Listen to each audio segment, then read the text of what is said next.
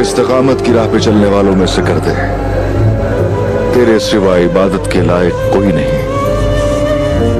اے اللہ تو ہی واحد ہے اور تو ہی صمد ہے. ہر شے پہ تو قادر ہے اور اس کل کائنات کا تو رب ہے. ہر مشکل میں ایک تیرا ہی ذکر ہے جو راہ دکھلاتا ہے. شکر ہے تیرا اے میرے اللہ. اے میرے اللہ ہر شے کو پالنے والا ہے تو. اے اللہ میری تلوار کو تیز دھار بنا. اللہ مجھے سیدھا راستہ دکھا. ظالموں کے خلاف مجھے فتح نصیب فرما میرے رب.